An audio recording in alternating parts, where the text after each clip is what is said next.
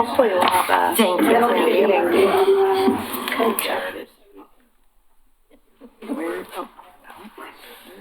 Pass them on down. Yeah. Thank you. Thank you. All right, I'll be ready in 10 seconds. We got troubles today. Well. Vice Chair Van Hoobie, we are ready when you're ready. So Amy couldn't be here tonight. So I'm Steve Van Haverbeek, Vice Chair, and I will be conducting the meeting. So I call the meeting to order.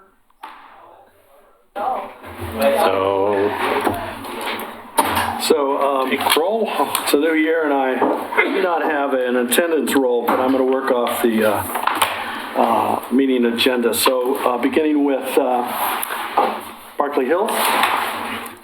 We're here. Oh, yeah, sorry, we're here. Kaneem is here. Usually first. Yes. Caulfield. Here.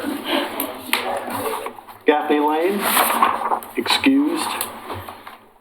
Hillendale. McLaughlin. Here. Park Place. Here. Rivercrest. South End. Tower Vista. Two Rivers. Thank you. Okay. My screen is frozen, so. Yeah, mine's not doing. They all are. Yeah, It won't let us do anything. it's hard to sign in for some reason. Is it like a packet issue? Wondering if it's the old reboot. We'll check. It's hard to do that. Quit. No, you sure you want to quit? Simply like I said. You may click on something. It's a new We year. get a copy of the agenda instead of this. Here, how about this? Oh, the attendees did not preload, which they usually do. No, I'm not. No, I'm moving. Okay, so we've Okay. got two presentations tonight. Fernwood Apartments sign variance. That's us. And go ahead, Ben. All right. Well, I'm Todd Morose. I'm with Ramsey Signs, and this is Chris Slovic, also with Ramsey Signs. And we're here to present a project for a sign variance for the Fernwood Court Apartments at 18712 South Central Point Road. We have a little PowerPoint presentation for you, and I guess we'll begin. So this is in the South End neighborhood, and we were directed to come to you guys for the Citizen Involvement Committee, and there was no South End neighborhood to meet with, I guess. So here we are, and let's begin, shall we? We shall. We are a local sign company based in Portland since 1911, and we're working with newish owners of the Fernwood Court Apartments. They'd like to upgrade the signage. They're also upgrading the apartments. The unique situation with this apartment complex is that it's in a single-family residence zone. However, it does sit at Central Point and is at Mill Road, that kind of a busier intersection, and they don't have adequate signage, they feel, for, things like entrance signage and directional, and just actually getting any kind of notice. And they really are trying to beautify the apartment complex, and the signage is a big part of that. A little about us, I guess I already gave that. We are an old sign company. All the signs you see up there, including the brilliant neon sign, is something we did. 1911, we are partly responsible for the Portland, Oregon sign. And we are a pretty nice, pretty good, pretty high quality sign company. Yeah, Ramsey Signs has been around for about 100 years, and an interesting fact is Todd here has bent neon for many, many years. How many years? 27 since 1984. I went into sales about in 2008 because I knew that the recession was coming and I thought sales would be a great idea. Anyway, as you can see in this slide, we have the older signs that are currently existing that we'd like to upgrade, and those are the two on the top. And then that's the bottom right hand on at least my side is one of the main sign we'd like to propose for the intersection there. It does currently meet all of the current sign code criteria for a multifamily residential zone property. This is a little more detail on that sign. It's aluminum construction. It is a non-illuminated sign in that it doesn't have any internal illumination. We tried to make something that fit with what they're trying to do with the apartments. We think it's eye-catching. That's, everybody's got an opinion, but this is ours. The property owner really likes it. It's not an inexpensive sign, and they were serious about this enough to go through the variance process, which is not a guarantee. So here we are. You guys are our first step to get approval. These are examples of the 3 entrance signs. Typically, you're allowed 1 sign per entrance. I think a max of 2. However, this property has a unique situation with 3 entrances, and you can't see all of the building addresses from the street. So we thought it is important to have separate entrance signs for each entrance. If you notice on this, to the right, with the yellow circles and the red letters, those are the 3 entrances, and then letter A is actually the main sign, which is not at an entrance. As you can see, the buildings located inside, those are the only ways into each of those separate property parcels. So you can't really see the address signs on the buildings from the streets. Typically, the Oregon City Code does not take into account address numbers. They would count that as sign area. So we were going to put those separate, but the fire department, they do require you to have the addresses posted if you can't see the building address signs. And that is the case on all 3 of these properties. And the example you can see is up there with buildings well off of the road. So we did add those back in. That is going to be part of the variance. Here's a future of that intersection with the roundabout. And we'll still be out of the right-of-way for the roundabout, so we just included that so you guys can see. The upper is the current layout of the intersection. Again, these signs are facing South Central Point, and then the main sign also faces Warner Parrott. It's a busier intersection, not really a single family. I wouldn't consider that a single family zone that the signs are facing. And again, they are non-illuminated. The back of the property does back up to single family residence. However, they can't see the signage from there. Do you want anything? No. Okay. Anyway, it was a short presentation. That was it, and we are open to questions if you guys have any. So are there any lights shining onto the signs? They'll probably have ground lights that just shine up at the sign. They'll be directed at the sign so as not to spill outside of the sign face. If you guys would prefer, we didn't ask for this, but this is our first step. But it's starting to become, with technology, the LED lighting is a very subtle alternative. Typically for something like this, we've had success putting the LEDs inside of a reverse channel letter, and then all it does is it backlights a halo light against the sign face. So all you see is a halo coming out.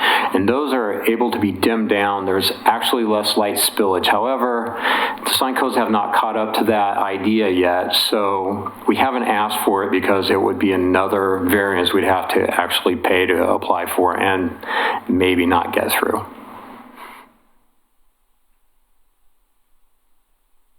Anybody? Nope. One thing, Bob? Could you bring up the picture of the proposed signs again? Sure. And we also have handouts we can take. Okay, these are the signs. The main sign at What signing. size are those signs that go into the secondary driveways? You mean height and width? Yes, Handing that. and above grade. Those are all the same. They are 5 feet, I believe, above grade. This is a little more complete and the entirety of the print, whereas that just some dots. Okay, well, the rest of the people are probably interested in the dimensions. Yeah, and so the dimensions, we've kept the sign area and the sign height are all to code for multifamily residential. In fact, the existing signs, I believe, are taller at 2 of the entrances. They're pretty big. I don't know that those were permitted originally. We don't know, but probably not.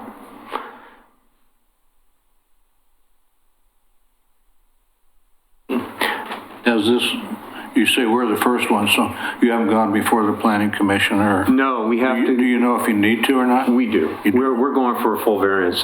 We have to, you guys are the first people to meet with and to get your approval and blessing to move forward.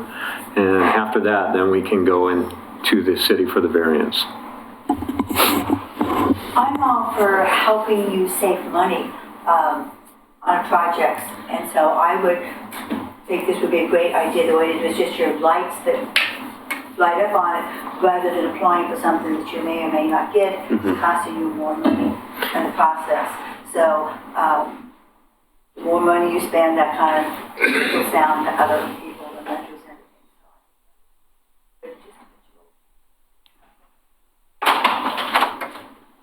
We're still going to be working with the local neighborhoods as well and contacting all of them and showing them our plans and making sure that everyone's on board.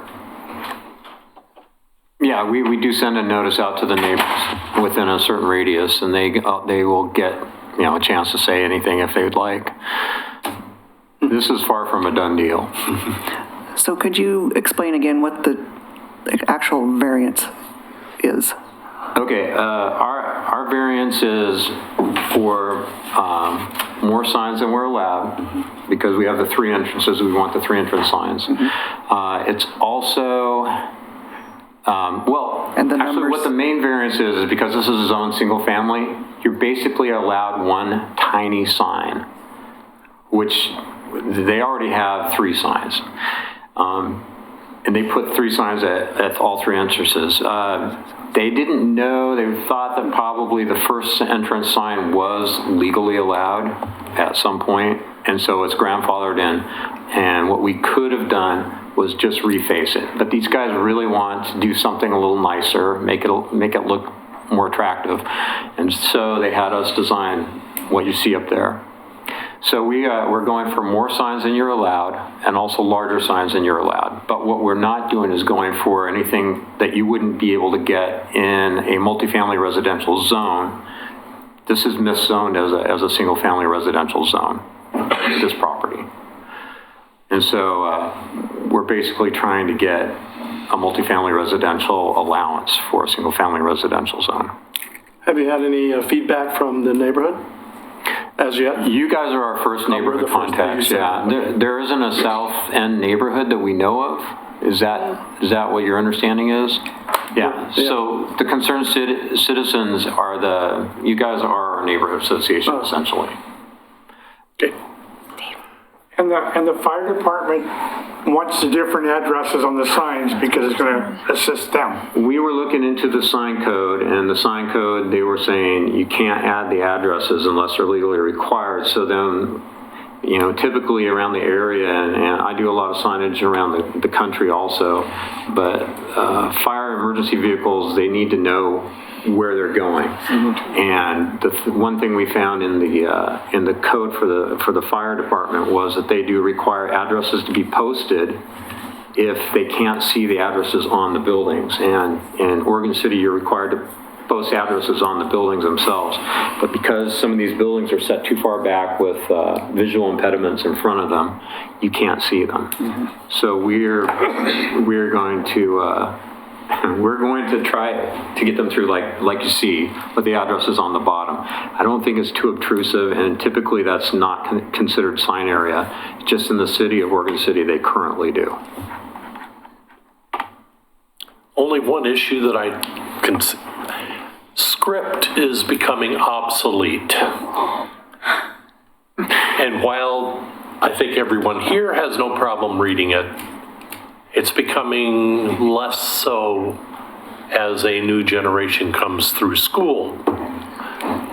Have you considered using a different font? This is their logo. It's up to them. I understand what you're saying. My kids are 27 and 25, and they did not have to learn script, which was a little surprising. However, they are aware, and we always try to guide people to making things very clear, and block lettering is a much more readable thing. That they consider this part of their logo design, so they wanted to stick with it. Okay. But that was a great suggestion. If nothing else, thanks for your time. And we hope that, is there anybody that knows of a reason that this should not go forward? Okay. Well, thank you. Thank you for your time. So you've presented it to us, now you got to go to the next, what's the next step? Planning. I think we talked to Christine. So this is a requirement for a complete application, so now that this meeting's happened, they can turn their land use application and review it, and a planning commission hearing date will be scheduled. Okay. Do they get, Come and support us. do they get a letter that say we supported them, or do we take a vote and say we supported them? No, you're not, that's not required. What's all required is a meeting, and so I will put a note to the file that this meeting occurred and counts as their neighborhood association meeting. Thank you. Thank you for all your help, guys. Thank you, Christine. Thank you so much. Thank you. And here's some agendas if anybody needs them. Oh, nice. Okay, next is Liz from downtown Oregon City. Anybody without? Yeah, I'm a little old school, so I just have packets. We like packets. Yeah. Thank you. Oh, thank you. That goes on. It's the same thing we have. Right. Knocked me over. I know. Sorry about that. Got an agenda? Sure. Same. So these are hot off the press as of this morning. So Amy asked me to come and just do a quick update of what we've been up to for the last year, and what you can expect from us coming into 2020. So these are our 2019 annual reports. It just goes through kind of all of the projects that we've been doing, the direct investment that has gone back into our community through our events and things. We use some of the national statistics because we don't have sales tax in Oregon. It's a little harder to show direct investment. So the national statistics uses an average person spends $20 at an event, whether that's eating at a restaurant or buying coffee or things like that at events. And we had 20 events this year with a total of about 27,000 participants throughout the community. So that's a little bit more than $500,000 that we put directly back into our downtown economy over those 20 events. That doesn't include, participation in other marketing. We did a little passport campaign. We've done a lot of promotion and coordination. So that's just an idea of how we've spent our money that we raised through events, through our partnership with the city, through our running the elevator, things like that. So you have a list of all the things, all of our income and where we spent our money in this packet here. We also can look at it was just about, I think 60,000 or 52,000, 52,000 hits to our website. We try to work with earned media. So through our events and things, we did 15 interviews on TV this year. We did a couple of national web campaigns. We also were in a national magazine for our Oregon Trail Game 5K run. It was Gaming Magazine, which normally there's not a lot of runs in gaming magazines, so it was pretty fun. But we're known for our events, which is kind of the big things that we do. So we put on 20 events this year. We tried to balance a little bit more of the types of events that we were doing. We traditionally in the past have done very large, if you've been to First City Celebration, those kinds of events that shut down the street. And we're trying to bring in a few more events that are smaller, more intimate, and push people through the door of businesses. So things like our wine walks and the spirit walks really are targeted towards pushing people through the door of businesses so that hopefully they're spending money that evening or that day, but if they're not, they're seeing something that they wouldn't normally see and they're coming back and spending money that way. So we're balancing a little bit more of the smaller events with those large community style events. So that's just kind of one quarter of 1/3 of what we do. We're part of the National Main Street Organization. So we use the Main Street model, which is a 4-point approach. So events are in that promotion side, which includes marketing and retail generation and kind of business generation. So we did a lot of work within that. That's kind of the easiest side of the Main Street model. Economic vitality is really that pushing businesses, marketing, and it's using data to then create information for people to use as their business. And then there's design. So I know everyone loves the street tree lights. So we started that program 3 years ago and we're continuing to maintain it. It's getting on the expensive side. So we spend a lot of time fundraising for that program as well. So we do things like that. We also got a $60,000 grant for a Coin Corner and Hobbies to do a renovation, which will start in the spring this year in 2020, which is pretty exciting. It's a facade renovation. We're hopefully going to get rid of the awning and open up the old transom windows, which is pretty exciting. The original window or the original glass is still there underneath the plywood. So it's really exciting for me as a history person. But so we're working with the businesses to receive grants to improve their buildings constantly. We've got a couple more grants coming up this year that we have 3 or 4 applicants that we'll be putting in. And then in 2021, January of 2021, the $200,000 grant through the state comes up again. So we're really excited to start seeing who wants to spend $200,000 on their building.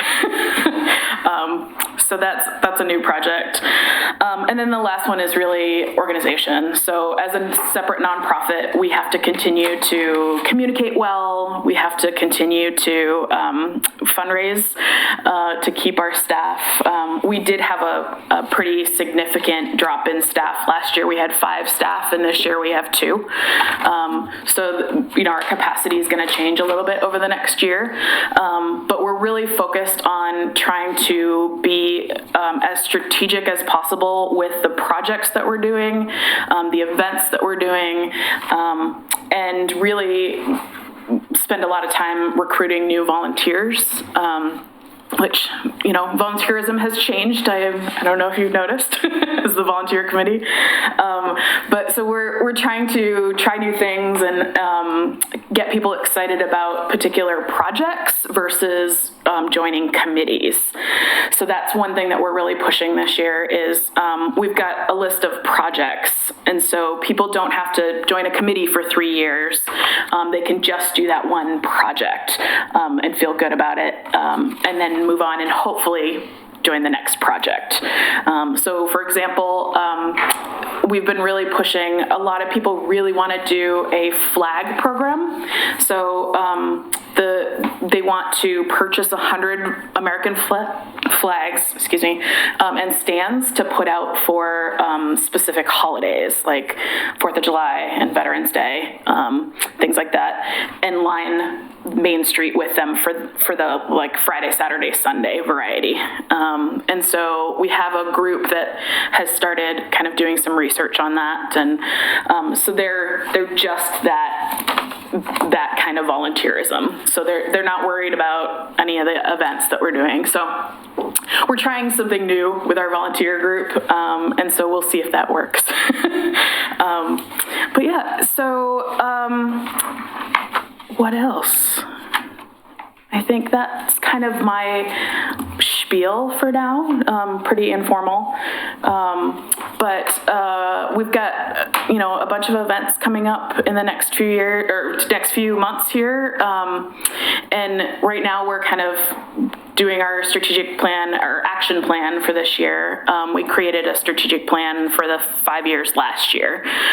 So we're really focused on retail generation and retail development right now.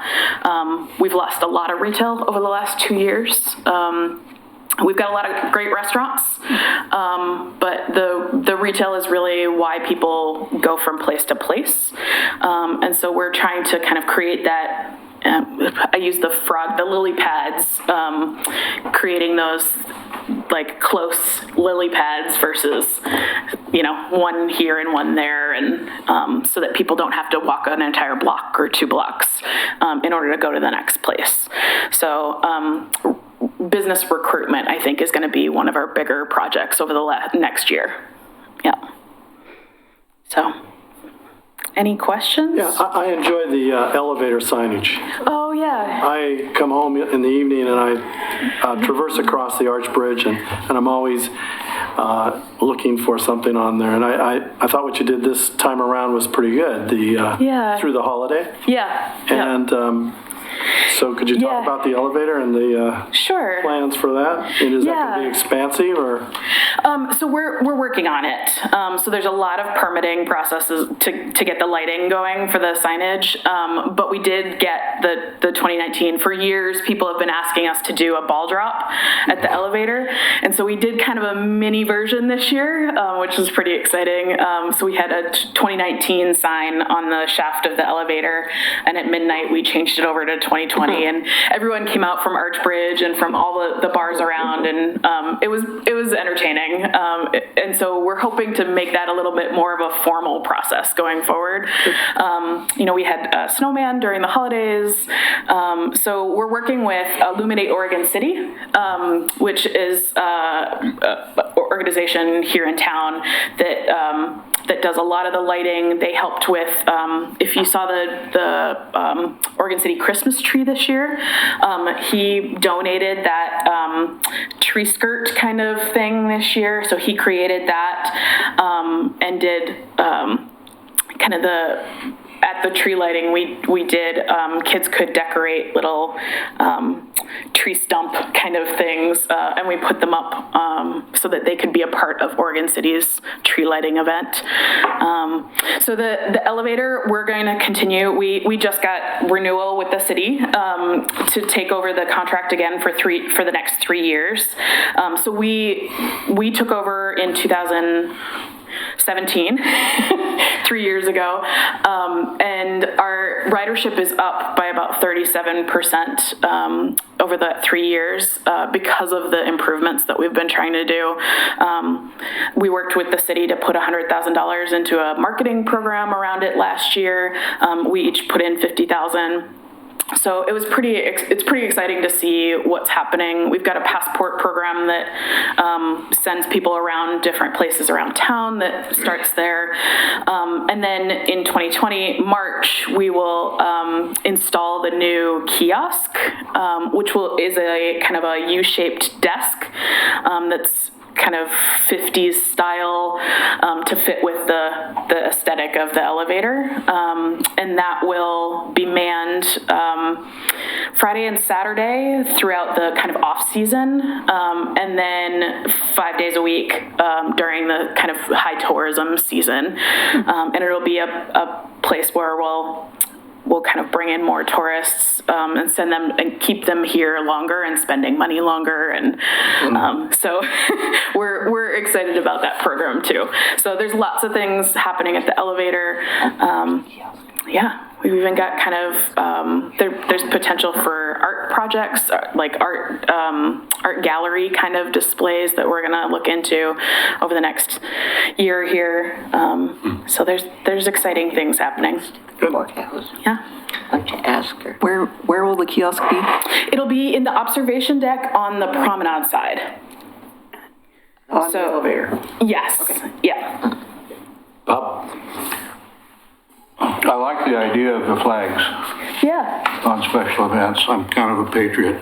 Yeah. We have a local merchant who sells flags, and he's very civic oriented. Yeah. So I suggest you go to him for a really hefty discount. Okay, I will definitely. We actually, in December, we adopted an official policy for DOCA, a purchasing policy that we will do concentric circles. So we'll start with all of our purchasing will happen either in downtown, in the city of Oregon City, the county. So we will try to use local people first in everything that we purchase. In the past we've gone to national companies because it's cheaper, and we've decided that we're going to make an official effort to, whether it's cheap or not, we're going to use local people. Well, he's local, so. Yeah. You also would have to be drilling holes in sidewalks and whatnot. There'd be some labor involved in that. I recommend that you maybe look to the Boy Scouts for some help to keep your costs down. That might be a resource that you can use. Yeah, I think we're going to try and do it as a kind of a temporary, I've done it in other communities before, and we built kind of wooden stands that you could take down for the weekend, put up for the weekend, and then just use sandbags to hold so that there's no drilling or things like that. Okay. I think the city might have some issues with us just drilling into the pavement. So yeah. Now you do have some funding given to you by the city. We do. Every year, and the city commission, at least some of them, have been a little bit reluctant to continue that funding on a yearly basis. So one of my questions is, do you have any plans to reduce the amount of money that you would need from the city? And then also my second question is, you reduced your personnel from 5 to 2. Aren't the elevator operators your employees? Technically, I didn't count them in that. That was just the office staff. Okay. So we have 6 currently operators. Okay. Yep. So we currently don't have any plans to reduce that ask for the city. Right now it's at $60,000 for the next 2 years or year and a half. We haven't planned far enough ahead yet to decide whether or not we're going to continue that ask or not. The Oregon Main Street program is making it a qualification that unless you have funding from your city, you cannot have an affiliation. So we would lose our Great American Main Street Award, and we would lose our affiliation with the state and federal program if we don't continue to get funding from our city. It's one of those, the state doesn't want to put effort into communities that the city doesn't want to put effort into. And so that might change what we do or don't do. It's a new policy, so they haven't decided what the cap is, or the minimum effort from or minimum investment from the city. How we have used the money that we got from the city has always been for growth. So it hasn't been, initially it was 100% of our income. Right now it's about 12% of our income. And so we have reduced our need for it over the last 10 years. But we've used it to help us continue to grow so that we can do more and more projects. If you look, we did about 40 projects this year. Most main streets can only handle about 12 to 13 projects. And so the fact that we're doing almost 3 times what any other organization can do is how we're using that funding. So if we don't have that funding, we'll have to reduce the number of programs that we can do. So I guess I'm just kind of talking out loud right now, but we're figuring out what that looks like, I guess. Yeah. I really enjoy your downtown Thanks. events. We work hard. The older I get, the worse my hips get, and the further I have to park.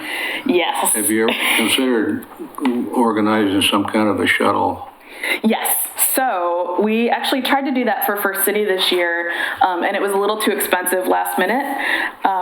But we will be doing that in the future for some of our bigger events, especially the kind of all things collided this year. They were repaving the big parking lot, the municipal lot in downtown this year, so people had to go even further. So we're gonna try and work with a company that will pick people up at Safeway up here and then drive down.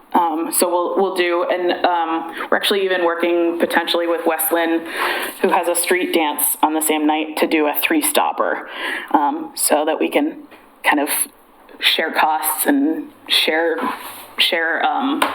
clientele, or yeah. Okay, thank you. Yeah. We have Rita? I wondered, I used to hear the elevator as the only vertical street in the world. It is. It seems to me that would be a real good way to cash in on getting people to Oregon City.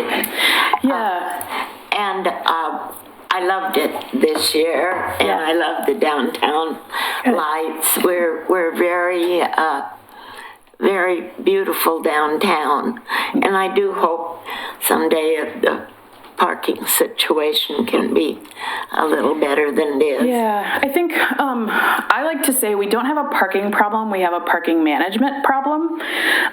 There's the way that we use it, the way that we come in from downtown, coming from 10th, there's always parking going north, but nothing going south. And so if there's better signage, and that's actually, the TDM group through the city is actually looking at, and we're a part of that, but helping them figure out a better management system for how we use our available space right now.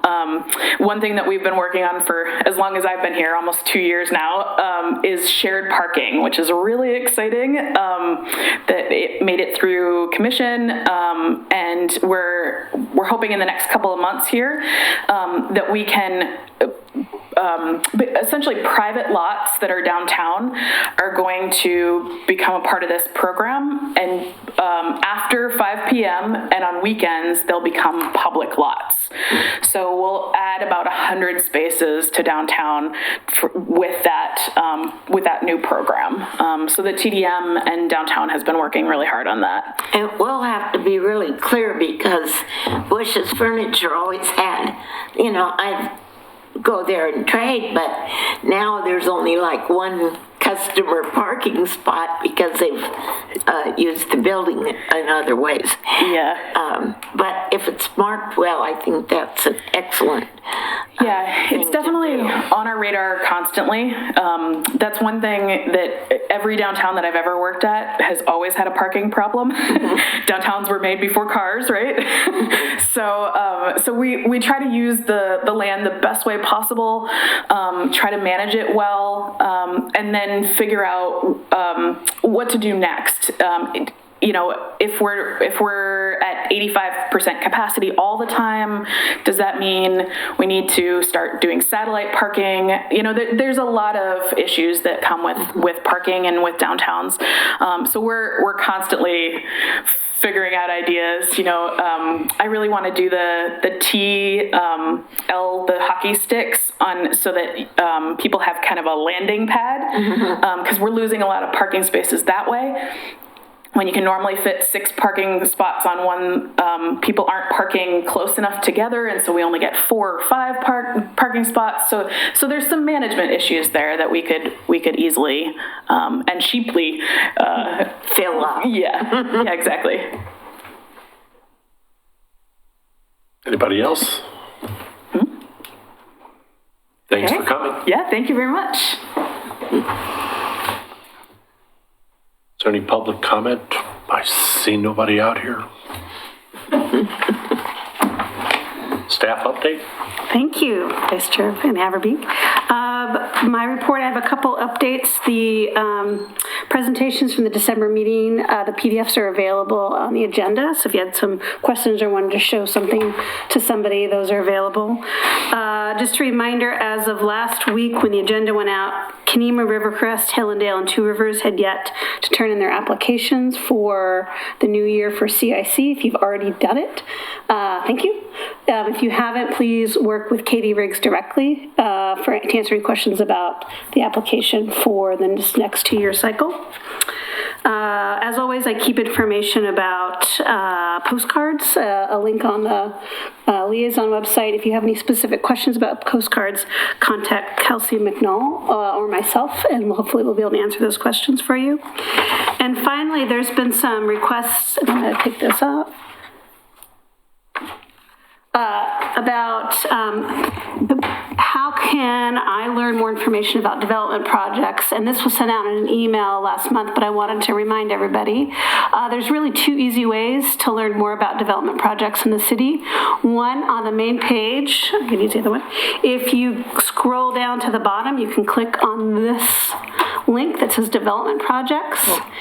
And it can send you to a list of all, both capital improvement projects and land use projects that are in the city, and you can click on any individual one. Actually, I think this is what was discussed this evening, the Historic Review Board, and you can get application materials and some basic information. The other opportunity is to sign up for a listserv. And I'm going to go back to the main page and show you how to do that. There's a direct link on the liaison report, but I'm also going to show you how to get there by navigation. If you go to the community drop-down menu and you go to subscribe newsletters, click on this link. You can put your email address in, and you can click on the land use and public notice.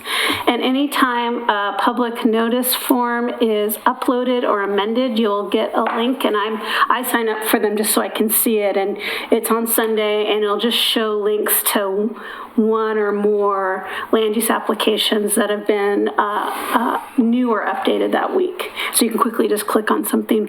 We're beta testing the Neighborhood Association. So if you also want to sign up just for your neighborhood association, you should be able to get only land use notices when it's in your neighborhood association.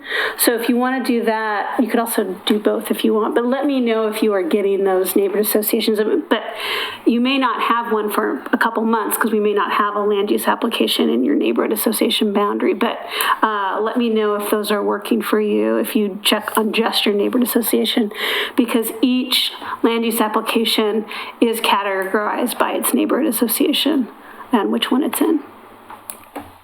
So those are 2 easy ways to learn what's going on. And if people in your neighborhood association want to learn more, you can forward that information from my liaison report to them.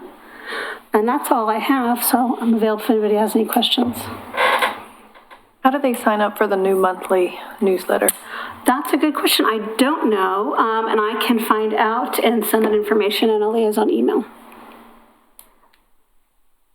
That is what Kristen Brown is putting together, and it's kind of a roundup of news and events, and there's a link. And I'm sure it's somewhere on here, but it might be easier if I just send it to you via email, and then I'll give you the direct link.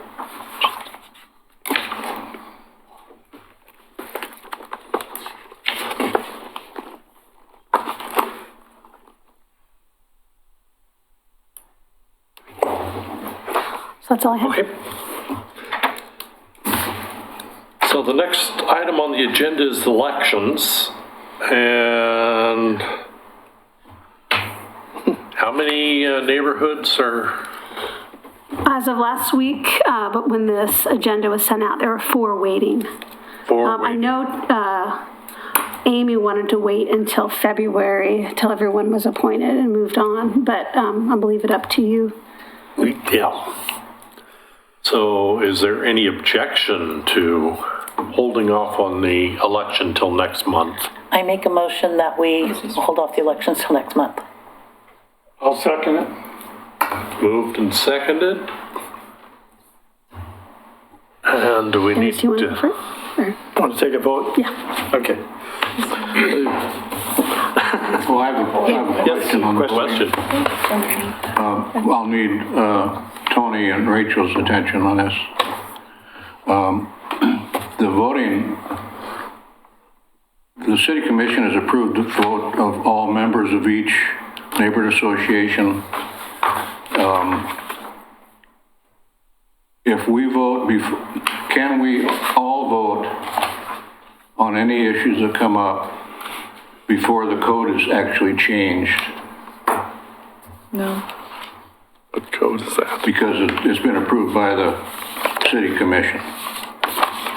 Well, I think the approval from the city commission was that CIC would go forth and you would edit your code and bring back changes that would still then have to go through the public review process and whatever approval process is by the, I think you have the backing of the commission to, work on your bylaws and do as you're proposing to make yourself a more robust and if you want to change your voting membership, then I think you got general support, but my understanding is it would still have to come back through as an official change. Looking at Tony. We rely on the code that's in place until it's changed, unfortunately. Yeah, I wanted to be sure we were on the right track on that. Yeah. Okay, thanks. Okay. Okay, voting to continue the election till next time we meet. Park Place? Aye. McLaughlin? Aye. Hazel Grove? Oh, they're not here. Caulfield? Aye. Kanema?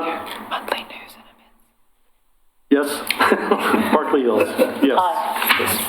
Thank you.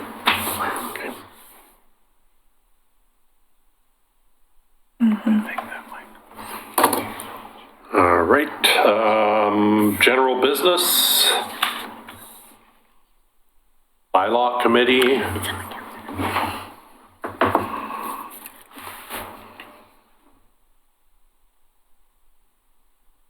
Are you on the We got anything from the bylaw? Oh, I didn't know we had a committee yet. Oh, I guess not. amendments, creation of bylaw. Okay. So not at this time. Well, I think the objective here was probably to form a committee to address the code and also the bylaws. So.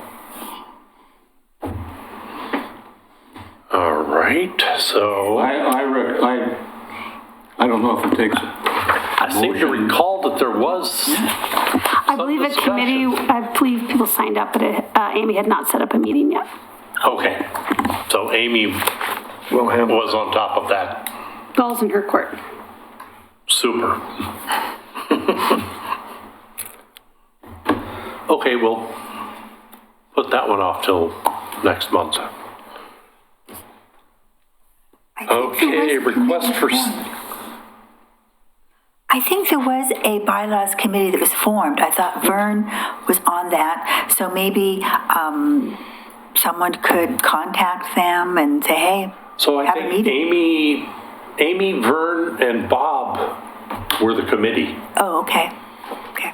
as I recall from the last meeting. I think so. I think I volunteered. Okay,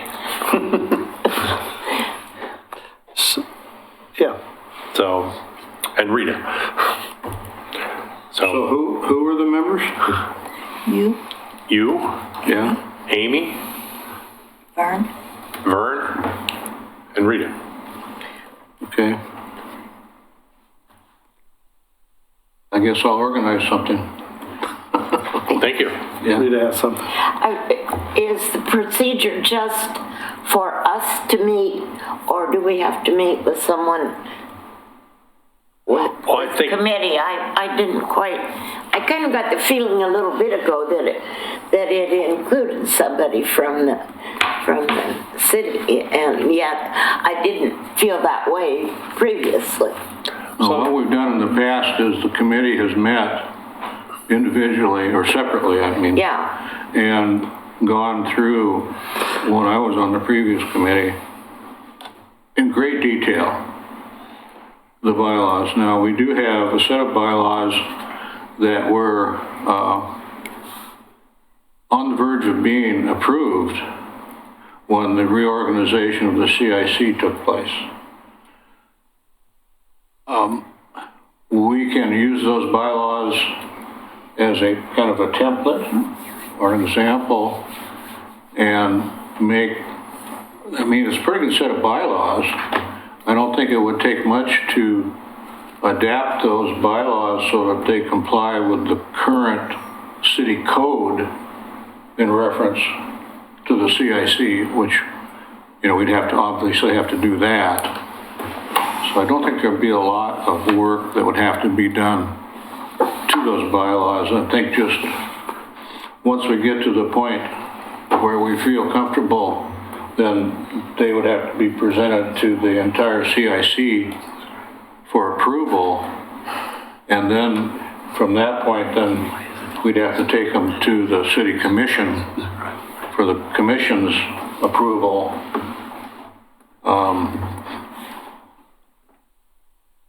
And I would anticipate trying to get an early copy to the city commission so that they would have plenty of time to review those bylaws before we present them to the city, at a city commission meeting. That's pretty much how we did it before. It worked pretty good. Everybody got to have their 2 cents worth. And I think the same could be said for a committee. The committee, apparently they want to be the same committee for the code amendments. There wouldn't be too many amendments in the code, just enough to comply with what the city has decided to let us do in relation to voting membership and the bylaws and organization of the agenda. So I'll go ahead and get the committee organized and get some meetings going, and we'll go from there. Thank you. Yeah. Okay, and then we've got a request for CIC support for Park Place and Barkley Hills pedestrian crossings. So, Yeah, we did that. yeah. Was there I anything that, have a presentation.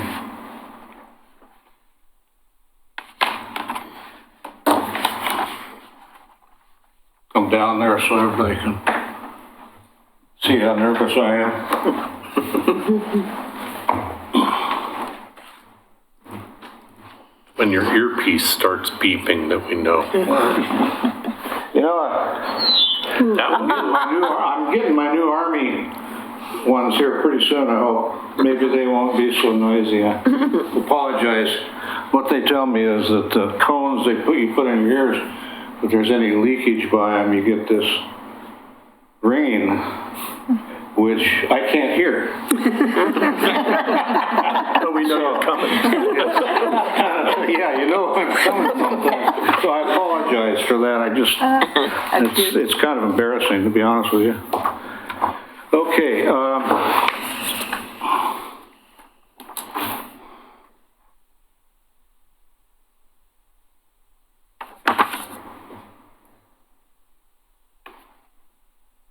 Got the wrong.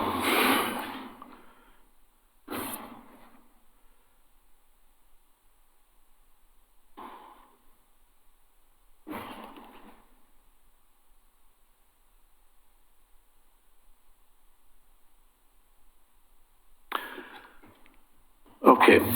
I'm representing the Park Place Neighborhood Association, and we're asking that the transportation system plan crosswalks on Holcomb Boulevard be raised in their priority. Park Place is experiencing the largest development of any other neighborhood in the city, and Holcomb Boulevard is becoming a more dangerous street as we speak. I'm going to give you some figures to think about. The 2017 volume traffic study by Quality Counts LLC shows at Holcomb Boulevard and Redland Road a daily count of 9,370 trips. A 2018 transportation impact study by Lancaster Engineering stated a daily increase of 7,401 daily trips will be generated by the development of the recently annexed portion of the Park Place concept plan. That's going to be 400 to 500 new homes.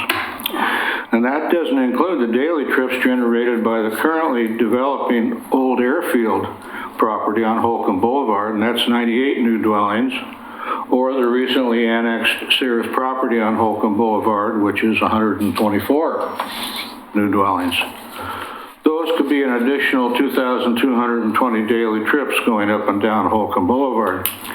That comes to a grand total of 9,626 additional trips, more than doubling today's trips and challenging even the most nimble pedestrian. Compared to other areas of Oregon City, Park Place is a pedestrian safety wasteland.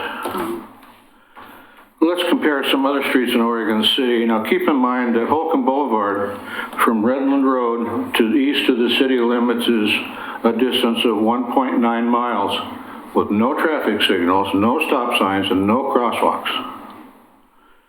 Molalla Avenue from Highway 213 to Beaver Creek Road, a distance of 0.8 of a mile, has, or soon will have, 5 traffic signals and 2 crosswalks. Molalla Avenue, or they call it in the old days, Molalla Avenue from Beaver Creek Road to Division Street, a distance of 1.4 miles, has 4 traffic signals and 2 crosswalks. 7th Street from Division to Singer Hill, a distance of 0.6 of a mile, has 2 traffic signals and 2 crosswalks. High Street from Singer Hill to 2nd Street, a distance of 0.4 of a mile, has 5 crosswalks. Warner Parrott Road and Warner Milne Roads from South End Road to Molalla Avenue, a distance of 1.8 miles, have 4 traffic signals and 2 crosswalks. Washington Street from 7th Street to Home Depot, a distance of 1.4 miles, has 6 traffic signals and 2 crosswalks. So that gives you kind of a comparison of different streets. Now it should be noted also that most traffic signals actually have 4 crosswalks.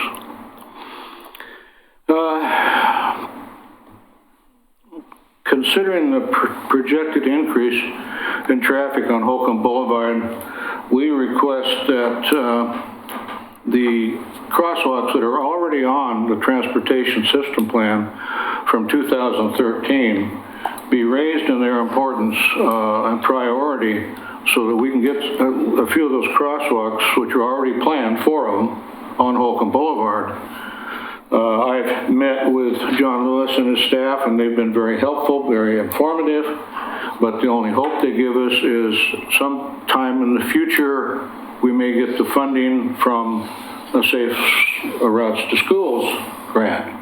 Well, that's wishful thinking. It doesn't give us anything positive. There are other ways of funding that are available. Reallocation of funds. You know, that usually takes a city commission vote, but it's been done in the past. If you look at a city budget, there are huge amounts of money in contingency. I'm talking big bucks if you look closely at a city budget. It's amazing. I've been told that the finance department doesn't like to let those funds go very easily. Well, okay, fine. I feel where there's a will, there's a way, by golly, and it's time that those crosswalks help the people up there on Holcomb Boulevard and Park Place. It's a very, very dangerous situation, and we would like to be proactive rather than reactive up there. So I would request a motion be made that a letter be sent in support of raising the priority on the TSP plan crosswalks on Holcomb Boulevard from the CIC. We already have a vote of approval from the Transportation Advisory Committee in this manner. They voted unanimously to support raising the priority. Rita. Are there already designated spots for crosswalks? Is that what you said when you started? They have designated spots on Holcomb Boulevard for the crosswalks. Now those, three of them are pretty good. One of them couldn't be in a worse position. I mean, it's just... Is there any possibility for that hill where you come up off of Redland Road to have a safe passageway? A student was just killed from one of the eastern Portland school districts in a crosswalk going to school this morning. Yeah. But I know that road really well. I drove it 10 and a half months a year for 28 years. But it's good to see the sidewalks, but there definitely needs to be, people like to get out and walk, and kids walk. And I would like to put into that some sort of a study on what could be done with that area before you get up onto the flat above the You're road. talking it from Redland Road. From Redland Road up Holcomb. Yeah, I think the TSP has some Sidewalks would be nice. sidewalks planned there, but that would be quite expensive. Yeah, I know. Because you'd have to be putting some fill in there on one side. On the other side, you'd have to cut that bank way back. Yeah, it's dangerous. I've seen people walking there, and I wouldn't want to do it myself. But yeah, we would like to see that. Yeah. Our main focus right now is trying to get some crosswalks in, and the city is helping us with a traffic study on speeds on Holcomb, so we're getting some help there. Anyway, I'm asking for a support, maybe a letter of support sent to the Public Works Department. I'd like to make a motion that. Just a second, got another comment. My particular concern as a mother, with a lot of kids there and families, is that you have one side of Holcomb and the other, and there's no crosswalk tying that community together, especially towards Park Place Park, Park Place, the park. And so for me, I don't see how a community like that growing can't have some crosswalks. It's necessary and a priority. So that's my opinion. Okay. I move that we follow Bob's suggestions and get as much done by the city as we can to improve the crosswalk situation. Should Barclay Hills present their situation too, since we're talking about it, or do we want to do these two separate ones? Yeah, we didn't know. Yeah, because we didn't, but we can. We should, yeah, let them do it. Put them together? Yeah, I would think. Thanks. Why don't you go ahead? Thanks for your And support. then we'll, Well, Barclay Hills has had situations, and Malala Avenue itself, we have sketchy, crosswalks where you can't see people. There's LED lights at night. There's more people wearing dark colors than ever that aren't seen. And particularly, there's, the one by Plaid Pantry. So if you go past Division Street, there's a crosswalk there that's hard to see people. Particularly, there's Pearl, and there's a lot of struggles with that, going uphill and an angle, the angle of the intersection. There's one also by Tachos, between Tachos and Hilltop Church. But the particular one that is the most priority to us at the moment is where Grocery Outlet is, where Barclay Hills Drive is. That particular one, myself, and we have lots of traffic there. Someone may decide to walk up, and you literally can't see them from the other side. Like if I'm coming up the hill, you cannot see them standing there. I had an instant today where I was by the library, and someone just casually decided to finally go up to the crosswalk. The light goes off, and I slammed on my brakes so they could go through. And we're having that difficulty upward, but no blinking crosswalk. So for us, with the nice lady that was killed on Pearl Street, and that's a crosswalk, and someone took a right turn while I guess they were on their cell phone particularly by accident and didn't see her, and it's kind of an awkward angle. So the biggest part for us right now to see as a priority as a neighborhood was Barclay Hills Drive, across from the Chevron and Grocery Outlet right now, but in the future, as we're growing, as Malala gets more traffic, we're hoping for more blinking, a few of them, depending on what the city can afford. John Lewis has mentioned that one of those blinking lights particularly costs at least the city $35,000. And our particular one, because of having to redo wires in the sidewalk, would cost $65,000 at least. And he also mentioned that in the future they're looking at one because of Gardner in the Rivercrest neighborhood, right where Plaid Pantry is too. So that's another place they're looking at. So that's kind of the background. Right now we see a priority of Barclay Hills Drive area, and we're hoping for support too. So For lights. Yeah, for lights, like blinking lights. Yeah. And do you have anything to add that I'm missing? Yes. Okay. Brent Wadsworth said that we should do this immediately. Yes. Because when he started doing patrol at night, he says you can't see anybody there. And it's worse when it's raining because of the trees and the poles and everything. He says it's impossible to see anybody. And he's the one that told us we should do this. And I can only imagine now what's happening in Park Place. Oh, yeah. So, anyways, we're hoping for support too in Park Place, so. okay. And I forgot to ask, I have a copy of my narrative that I'm going to ask to put in the record. Sure. And do you have an electronic version maybe you could send to Stephen as a base No. for? I'll give you this. Okay. I have a question. Okay. Did you want blinking lights for your crosswalks, or do you just want Yes. crosswalks? Yes, yeah, they're most important because of the sight distances involved. And the speed. Yeah. Yeah. Since for some reason Holcomb is still 40 mile an hour. And People go 50. no For all intents and signage, purposes, 50. at least, yeah. Okay. Now we'll take a motion. I would make a motion to also include Barclay Hills in the support from the CIC. Could we just revise the original motion? I don't think we ever quite got to the motion.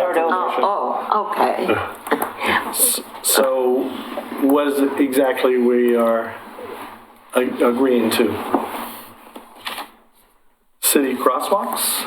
or a letter to wish for city crosswalks? I'm looking for a letter to be sent to the Public Works Department to raise the priority of the crosswalks on Holcomb Boulevard and the TSP, and to fund those crosswalks by any means possible as soon as possible. Okay.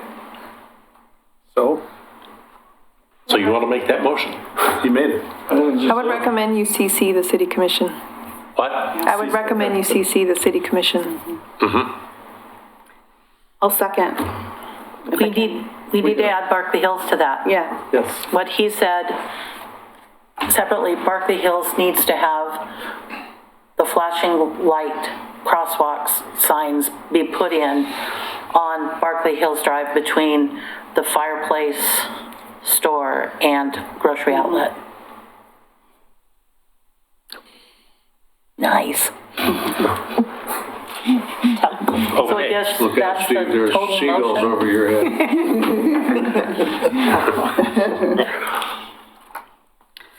All right, so do we have a final motion that includes both We could just, Bark I Place would and make a Barkley motion, as Hills? I stated before, and in addition to the Barclay Hills Okay. statements for their needs. Okay, somebody second. And we've seconded, so let's take a vote. can we signify by just saying aye, and those who oppose say nay? That's good. Yep. Okay. You want to do it? Okay, all in favor of issuing the letter of support? Aye. Aye. All opposed? Abstaining? Who will write the letter? We have a secretary still. Great. Whoa. Real duty. Oh, something to do. Yeah, I'll need help. Bob. I'll help. Yeah.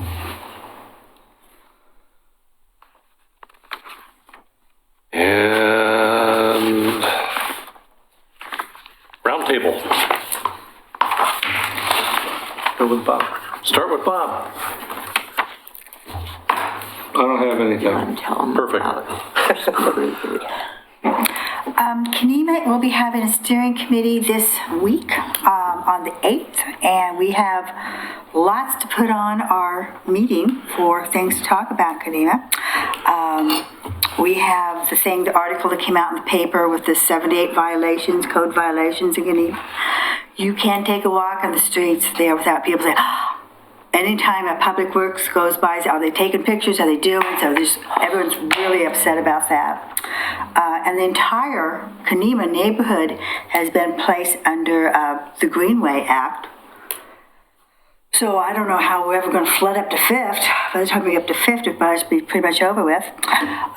And the House Bill 2001, kind of like to talk about that. And one of our neighbors, just one neighbor, her property is being considered a wetlands. No one else is on either side of her, just her little 50 by 100 lot with the 50-foot setbacks. So we're going to be trying to help her as well to see if that cannot, some people would like their property to be in the wetlands, but not everybody wants that. So it makes her property worthless. She won't be able to develop it, and she's lived there for 20 years. So she's kind of upset about that. So, lots going on.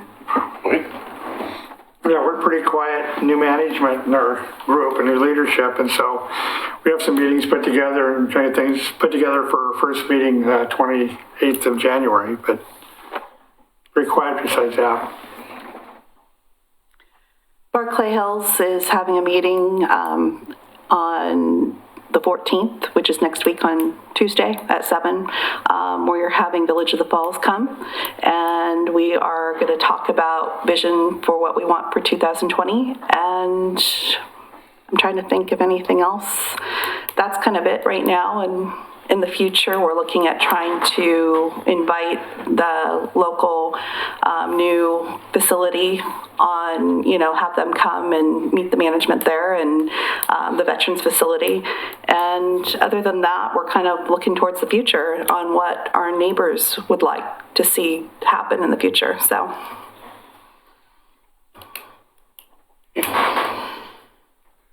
So, Park Place is having a steering committee meeting on, is that January 20th? Is that a Monday? I hope. Anyway. Yeah, it is. Jonathan Waverly will be making a presentation regarding the new playground structure for Park Place Park. The service committee from Park Place met with him last week, and he needs to have these meetings and then go before the, guess it's Planning Commission and then City Commission and get this in flight so that we can get this wrapped up before our money expires at the end of June. So, it's looking good. Can't think of anything else that's going on right now. So, Amy suggested the last couple times that we should bring our concerns, and so I need to echo what Linda said. So, the citizens, in my mind, the citizens of Oregon City, for the most part, believe and share the idea that the city officials, the staff, and volunteers like ourselves are acting in good faith with good intentions, and that any kind of administrative policy seems to be a deliberated, conscientious, reasonable kind of like discernment on whatever they're going to enact. Having said that, I'm a voice of disappointment, like Linda, insofar as like after that meeting that we had not too long ago, where Pete Walter gave a presentation on the natural resource overlay.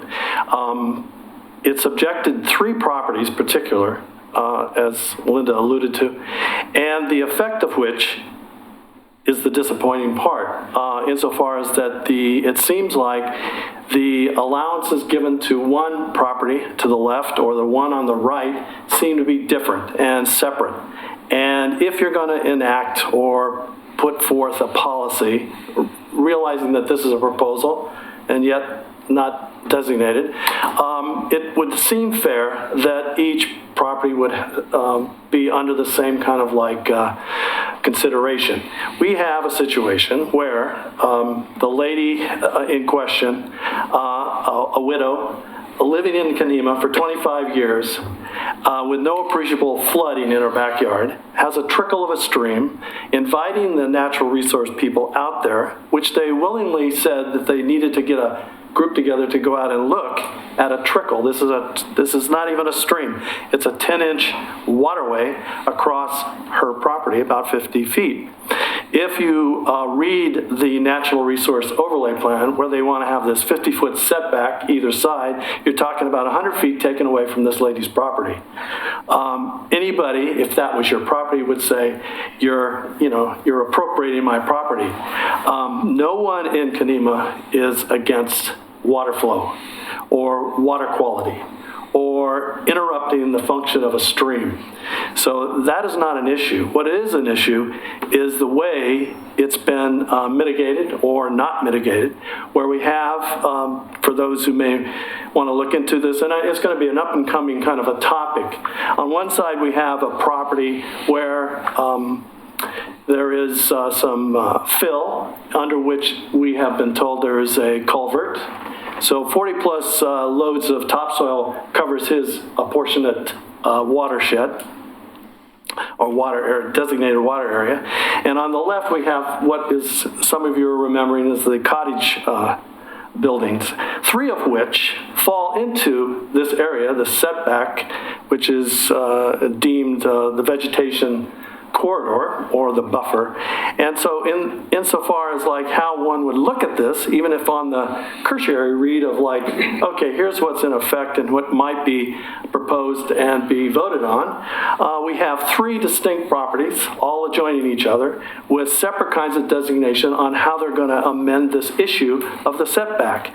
I would hope that there would be more reasonable discussion and probably maybe some kind of like a qualifying allowance, since we know that there's been an allowance given to the cottage people, and we know that the exception to the one that has covered the whole problem with like just topsoil, although he claims that there's a culvert there, that there seems to be, or it would hope to be, a better way to like work through this and bring all parties together and come up with like a solution that would constitute a better resolve. How significant, it begs the question of like, how significant is this area, this particular stream of water, over the period of time? I don't believe, in my mind, from the older people of my community, there hasn't been an issue with flooding to the height of 4th Street, and I don't expect there'll be one thereafter.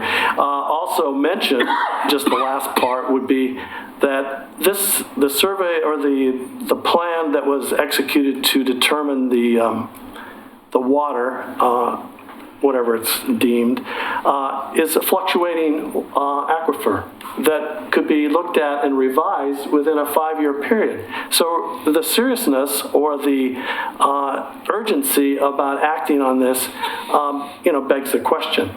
And I think it should be fair for the parties involved, because it does represent, like Linda pointed out, a hardship for the one that's squeezed between the 2 properties on what she can do with the backside of her property and what she intends to do with the future.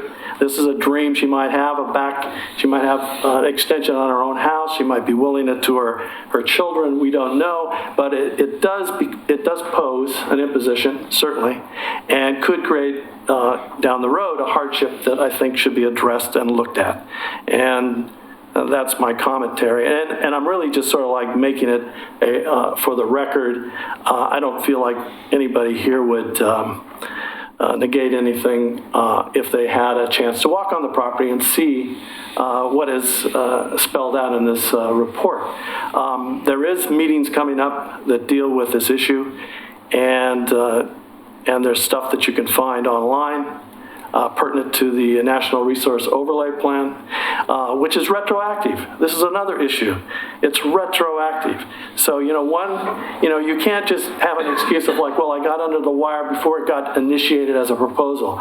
Well, that's just quite unfair, and I think very unethical, and puts people out on the lurch of, all kinds of emotional and financial trauma. Just my piece to share. Thank you. Thank you. Well, McLaughlin has an exciting thing coming up that will be also exciting for the city in general. The old Oregon City Hospital on Washington Street, which is now a residential center, is being bought by Niall Hagan, and he plans to update it significantly and make it an assisted living center. I asked him what color he was going to paint it. He said not pink. So, they're estimating 12 to 18 months for the remodel to occur. It'll be a 40 to 45 bed. They'll be using the first floor and upstairs, which hasn't been used for a number of years. That was it. So he came and talked to us last week. All right, Pete Walters, the planner on that application that Dennis, and I can provide a link when I learn, if I don't know if it's available yet, but when it's available up on our city website under the land use, I'll provide a link to this group and you can read the background information on it. Thank you. Also, I'll provide a link, I'll talk to Kristen Brown about how to sign up for the monthly newsletter about city events, and I'll provide that in an email as well. That's all I have. Two announcements. A gentleman named James Graham will be the new Economic Development Manager for the City of Oregon City. His start date is Monday, January 21st. And then many of you know Maureen Cole, our Library Director, is retiring on January 31st. The new Library Director will be a gentleman named Greg Williams. He'll be starting on January 27th. He is currently a Deputy Director over at Clackamas Community College, and in his portfolio was all of the county libraries, so quite an extensive history working with Link, as well as Oak Grove, Gladstone, and all the other jurisdictions within Clackamas County that utilize the county library system. So 2 new hires coming on end of this month. The only thing I would mention is that we have our first official, I guess, meet and greet with the Grand Ronde Tribe scheduled at the end of this month. So I think we're all looking forward to that, of starting that coordination and communication with Grand Ronde and talk about the future of the project. I doubt we'll be talking very much about the future the first night we meet, but hopefully it's a lot of meeting and greeting and saying hello and getting to know each other, and hopefully a partnership and collaboration moving forward. So I guess that's it. Anybody else have anything to add? I'd like to add something. Another thing that we found out was that Officer Day, let me see, where is it? Our homeless liaison officer has been promoted, so he's not in that position anymore. And they told us the name of the person, and I'm not finding it. Oh, I know why. I'm looking at the wrong thing. There it is. He's been, so Officer Day has been promoted to detective, and Dan Haynes will now be the new homeless liaison. And we've been so blessed to have him these years. He's just a natural interactor with people. So. Right, if nothing else, the meeting is adjourned. All right.